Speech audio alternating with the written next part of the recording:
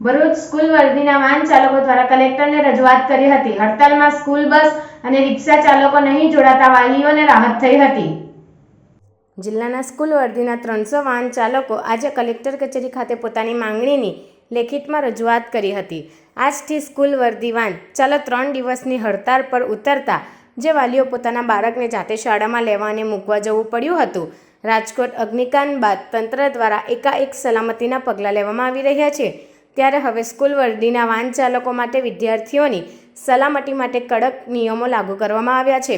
ત્યારે શાળા ચાલુ થતાં બીજા દિવસે આરટીઓ વિભાગની તપાસ બાદ વાહન ચાલકો પોતાની માંગ સાથે આજથી હડતાળ પર ઉતરી વિરોધ નોંધાવ્યો છે। આ હડતાળની જાણ ચાલકો દ્વારા દરેક વાલીઓને પણ કરી દેવામાં આવી છે। તેમજ આજે વાહન ચાલકો કલેક્ટર કચેરી ખાતે પોતાની માંગણીની લેખિતમાં રજૂઆત કરી હતી કે આરટીઓ દ્વારા સ્કૂલ વાહન ચાલકોની મોટા દંડ ફટકારવામાં આવી રહ્યા છે, જે બંધ કરે, સાથે સાથે દંડની રકમમાં રાહત કરવામાં આવે।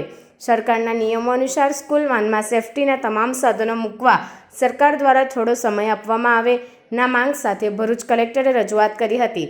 અત્રે ઉલ્લેખનીય છે કે સ્કૂલ વાહન ચાલકોએ 3 દિવસની હડતાલની જાણ વાલીઓ વિદ્યાર્થીઓને કરી હતી, જેથી આજરોજ વાલીઓએ વિદ્યાર્થીઓને શાળામાં જાતે લેવા અને મૂકવા જવાની ફરજ પડી હતી।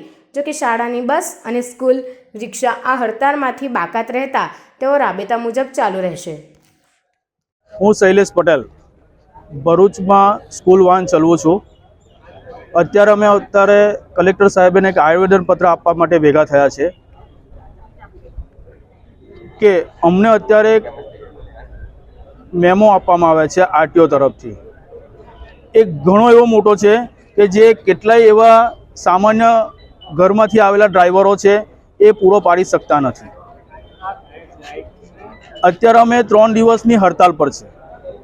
આ હડતાલમાં નાના બાળકોથી માંડીને બધા બાળકોનું એજ્યુકેશન ગંભીરતાથી લેવું પડે એવું છે, કેમ કે વાલીઓ એટલા હેરાન થાય છે, સ્કૂલમાં બી બધા હેરાન થાય છે।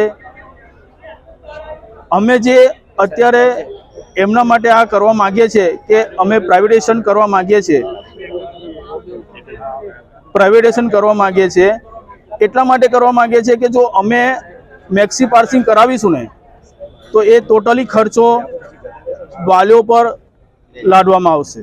હવે એ કેટલાય એવા છે, 100માંથી 80% વાલીઓ એવા છે કે જે આ ખર્ચો પોસાય એમ નથી એમને। તો અમે એમના ગવર્મેન્ટને અમે એટલું કહેવા માંગીએ છીએ કે તમે આ શિક્ષણ પાછળ ચેડા ના કરો, છોકરાઓનું ભવિષ્ય બગડે છે। એટલા માટે આપણે નમ્ર વિનંતી છે કે સરકારને નમ્ર વિનંતી કરીએ છીએ કે તમે અમારા તરફ જુઓ અને એમનું ભલું કરવા ઈચ્છો। આભાર, જય હિન્દ।